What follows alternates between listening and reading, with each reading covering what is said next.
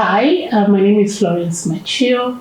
I'm a mother of two boys, 13-year-old son and a 10-year-old son. I'm also working in the area of women's rights. So some call me a women's rights activist, some call me a women's rights campaigner. I also serve in church. I'm the chair of Nairobi region in our church for women. So you can see a pattern there. My heart is for women. What else? I sing. I sing in the worship team. I'm a worship team leader. And also I love cooking and traveling. Yes. My favorite memory, I have several favorite memories of my mother. But my favorite one, looking at knowing that the audience is going to be women, is at 17, she talked to me about what sex is about. And for me, that was very powerful because I realized later, talking to my friends, that some of them, even periods, nobody talked to them about periods. And in this current world, if we don't talk to our children about issues to do with their bodies, issues to do with sex, then the world will teach them. So for me, that's my best memory, looking at the space where I work, women's rights, gender-based violence. You see a lot of violations on children, but simply because they lack information. And so I think that for me is a very powerful message from memory from my mother and lesson from my mother at age 17. Yes. Well, my mom was an activist. My mom was an activist because when I was 9, we were playing outside and something happened. And then an adult hit me, and then we went to court. At 9 years old, I was in court, giving evidence, being the witness for the state, and this man went in for 2 years. Then, fast forward, I'm 12, a teacher really gave me corporal punishment, and my mother went to the then Ministry of Education, and the teacher was transferred. And so for me, just the fact that she, at that stage, was able to know what is not acceptable where children's rights are concerned, I think is where I built my muscle for speaking up for others and looking at the issues of rights. Yes. I think I'm as strict as my mother. She was quite strict. But also I am fun, the way my mother was fun. I wish my children were here, then they would attest whether I'm saying the truth or not. But I think my best memory is the fact that she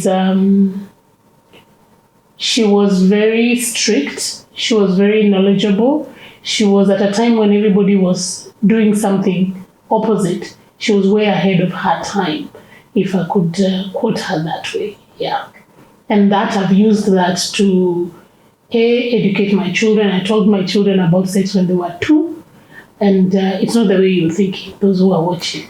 But just the children knowing their body parts. The way they are. There's no doo-doos in our house, and there are no, the way parents keep on telling children strange things.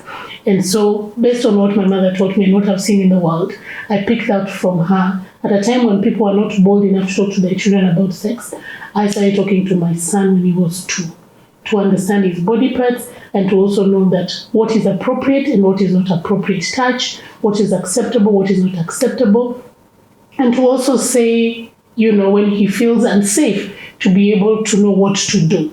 And so that's something I've passed on to my children.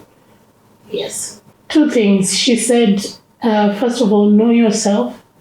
Love yourself. You are as beautiful. God created you in his own image. You're beautiful, and nobody else can tell you otherwise. Unless God himself comes down and tells you you're not beautiful, then you're not beautiful. But the Creator himself made you beautiful. Therefore, never take any negative description of who you are. Don't allow somebody to define who you are. And that for me gave me confidence at a very early age. And it made it very difficult for boys to date me because I could stare them down. Yeah. One of the things, lessons I've learned from my mother that have helped me navigate motherhood is there's no way you can be a mother and you don't pray. There's some things you won't know what to do. There's some things that will catch you by surprise. And therefore, it's important as a mother to be a prayerful woman. Whichever religion you are in, just know that there's a higher power that you need to tap into for you to navigate motherhood. These children, when they come, they don't come with a manual. They come the way they are. They also, when they come, they have different personalities. So it's very important for you to learn your children, ask questions, and don't assume you know it all, because nobody does. And so as your children are growing, you're also growing. I think I grew with my mother. And so as my children are growing, I'm also growing and morphing to be a different person, because the mother I was when I held my child for the first time, my firstborn, is a different mother that I was when I held my secondborn. And it's a different mother now who is raising a teenager who is very opinionated at the moment. Yes. Well, Mom, the thing I'd like to tell my mother, she's passed on, but the thing I'd like to tell her and for her to know is that everything she did, the lessons, the punishments, they were all worth it, because now when I look back as a woman, I see the reason why her intention was good. I also want to thank her because she was very stylish. My mom was very stylish. She was wearing colorful shoes when people were just stuck on brown and black. But she would wear yellow, she would wear red, she would wear maroon. And so I like her for impacting style on me. And I love the fact that she taught us how to pray at a very early age, how to to read the Bible for yourself. So thank you, Mom, because then that means you're not swayed into cults. You know, somebody does not tell you the Bible says this, yet you can read the Bible for yourself. So thank you, Mom, for those beautiful lessons that you gave me. Thank you, Mom, that you are a loving mother. You gave yourself wholeheartedly to motherhood. And I remember when my father had already passed on, and I told Mom, please, you're too young, get married. And she was like, no, I want to take care of you guys. So that was a sacrifice. And so thank you, Mom. Being a mother of 2 sons is very rewarding. I don't know those mothers who have girls, but I'm the only chick in the house. I get all the compliments. I mean, my son can come up to me and says, or call me, like yesterday he called and says, Mommy, what time are you coming home? So I told him, I was like, is there a problem? No, Mommy, I'm just checking on you and I want to know that you're okay. I think that for me is very fulfilling. And also just them coming up to me and saying, Mommy, you know you're a princess, you're a queen. I love that. And so maybe they're full of flattery, but it's fine. I'm enjoying it. And also the other thing is just seeing a human being that God put us here to co-create with him. And so as mothers, I feel we are actually on the forefront in co-creation with God. And so then you see this human being placed in your hand, you look at him, you look at her, and you're like, wow, God entrusted me with this life. And therefore I have to do my best to raise them. And so that's very fulfilling, that I could be trusted with 2 human beings. Yes, because it's not given that you will have children. And so having children is a gift. Okay. Yes. I think you do, when you have a child, it's different from when you're single. There's so many things to think about. You have to try and be home to do homework with the children. You have to remember that it's very difficult to be selfish if you're a mother. So every decision you make, you know it will impact not only you, but it will also impact the people that you've brought to on this earth. So even when you go out and work in the space where you're working, I'm seeing myself saying, if women are safe and if children are safe, then my children will also be safe. If women are not violated, my sons will get to a level where the world or this country is in a place where women are happy and are safe and they can contribute to that part. So even as I'm working, I'm thinking about those 2 boys. What kind of world do I want to live for them? I'm also thinking, what kind of investments am I making? Am I being present as a parent? One of the things that I've started doing is having dates with my sons to just get to know each one individually, because they're all different. So we're not having group dates anymore, just trying to have individual listening to them. And boys, I think, are different from the mothers of girls I've had. So while we will not do, rainbows and colorful things and wear shoes and exchange shoes and stuff. For the boys, it's actually you're raising somebody's husband. So you have to be deliberate. What am I teaching my sons so that when they are grown up, they're not giving another woman stress? I'd like to retire and be in Bahamas relaxed without phone calls from my daughter-in-law that my son has done something. So I'm hoping that the lessons I'm teaching them will impact their own lives, and hopefully one day I'll be a grandchildren and say, yes, I did this job. When you give your opinion and it is rejected and you think, I'm the adult in this space. So for example, in this shoot, I was to come with the boys. We had a discussion, we agreed. Then today everybody said whatever they wanted to say, and they made really sense. And then I remembered I've taught them to raise their voice. So this is not the time for me to shut them down. So sometimes what you think is best for them, when you allow the children to speak for themselves, you realize even when you look introspect, you're like, actually, if I'm teaching them to speak up, how am I the same one who's telling them not to speak up?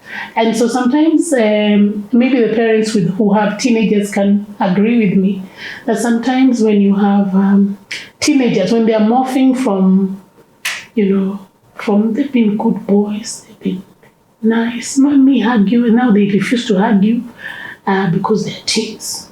Hi, mommy. You're like, what happened to my son? What happened to my child? So it has its ups and downs because, like I said in the beginning, you don't know what to do. You don't have a manual, but you pray that you'll be able to direct them properly. Yes. So first of all, during pregnancy, the one thing that I expected was I assumed, because the stories of many women is that you'll have nausea, you'll have all those things. My first pregnancy, I didn't have any of those things. Neither did my second pregnancy. Now, when I gave birth, and mothers, you will agree with me, nobody told me that this little few hours born child can poop. Because and I know this for me shocked me. The child pooped, and the color of that poop is not normal. It's not smelling nothing. But for me, I said, what is that? I almost ran out of the room. Thank God somebody had come to see me who was much older, who had experience, who looked at me and said, no, this is normal. Nobody prepared for me for that. Nobody prepared me for breastfeeding. Yes, you're taught a bit in hospital. Nobody also prepared me that giving birth is messy. It's totally messy. Everybody said it will be nice. You look at your child, you love them. They just thought it's a mess. And that's when I missed my mother. Because maybe should have been there, should have really told me the truth. I always believed my mother would not sugarcoat things she'll tell me. So nobody prepared for the day. A few hours old baby pooped. I almost ran out of that room. It's just that I had a scar, so I couldn't run. Yeah. I think for any new mother, do you ask as many questions as you can, but with every baby there's a different experience, and get a lot of support around you. I remember with my first pregnancy, it was a cesarean section, and it was an emergency one, and my husband wasn't around then, so I had only my son. My mother is not alive, nobody to come. There was no community around me, so I had to hire like 3 people to help. Take care of yourself, because if you don't take care of yourself, you can't be a good mother. And good is very relative, but you also need to remember that if you don't give to yourself, you won't know what to give this child. So always make time for yourself. Take time to breathe. Take time to relax. You're not superwoman. You will never be superwoman, but just do the best that you can at the moment with the knowledge that you have. Yeah. I am going away. I'm going on holiday tomorrow. Yes, I'm going away for how many days? 4 days? Yes, taking a break from parenthood, from everything. Oh, my babies. Amor and Amani, you are lovely children. I thank God for giving me an opportunity to have you, for you to have me as your mother, and for me to have you as my sons. I pray that the Lord will bless you. I pray that you'll grow up to be great men in this country. I pray that you'll be valuable human beings in this nation. And I pray you'll make some woman happy one day, because you'll remember the lessons of your mother. And I want to wish all the mothers, new mothers, old mothers, grandmothers, so long as you're a mother, even if you didn't give birth to the child that you have, happy Mother's Day.